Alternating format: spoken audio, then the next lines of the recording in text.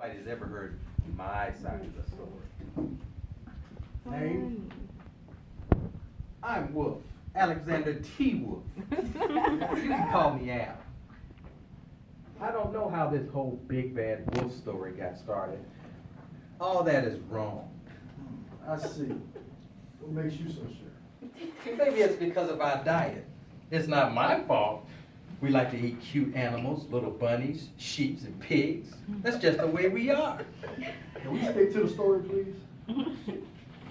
If cheeseburgers was cute, folks would probably think that you were big bad too. But like I was saying, this whole big bad wolf thing is wrong. The real story is about a sneeze and a cup of sugar. Way back in Once Upon a Time, a wolf was making a birthday cake for his dear old granny. I had a terrible sneezing cold. He ran out of sugar. So I walked down the street to my neighbor's house to ask for a cup of sugar. This neighbor just happened to be a pig. And he wasn't too bright either. He built his whole house out of straw. Can you believe it? Who in their right mind would build a house of straw? So of course, the minute he knocked on the door, it fell right in. He claimed he didn't want to just walk into someone else's house. So I called, little pig, are you in? But there was no answer. He was just about to go home without the cup of sugar for his dear old granny's birthday cake. That's when my nose started to itch. I felt the sneeze coming on. I huffed, and I snuffed, and I sneezed a great sneeze. Achoo! And the whole darn straw house just fell down. And right in the middle of the pile of straw was the first little pig, dead as a doornail. He had been home the whole time. It seemed like a shame to leave such a perfectly good ham dinner just lying there in the straw. So I ate him up. Think of it as a big cheeseburger just lying there. He was feeling a little better. But I still didn't have that cup of sugar. So he decided to go to the next neighbor's house. This neighbor was the first little pig's brother. He was a little smarter, but not much. He had built his house out of sticks. I rang the doorbell on the stick house. But again, nobody answered. Mr. Pig, are you in? Go away, Wolf!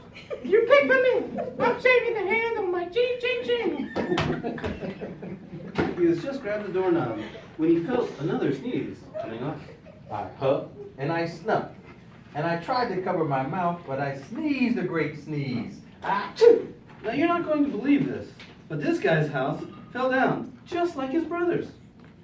When the dust cleared, there was a second little pig dead as a doornail. Wolf's arm. Now, you know food will spoil if you just leave it out in the open. So I did the only thing there was to do. He had a second helping of dinner. Think of it as a second helping. He was getting awfully full, but his cold was feeling a little better. But I still didn't have that cup of sugar, for my dear old granny's birthday cake. So he went on to another house. This guy was the first and second little pig's brother, He must have been the brains of the family. because he had built his house out of bricks. I knocked on the brick house. And yet again, no answer. I called, Mr. Pig, are you in?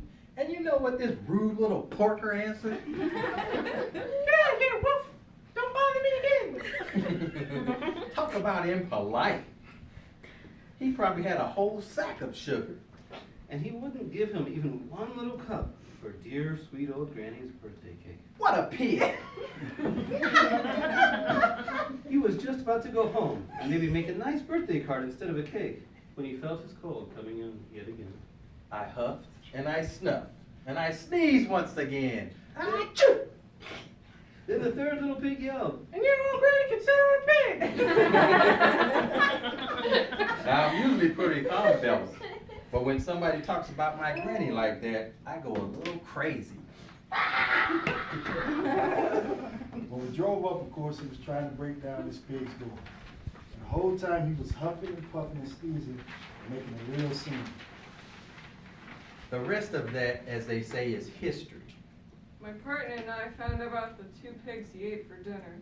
We figured a sick guy going to borrow a cup of sugar didn't sound very exciting.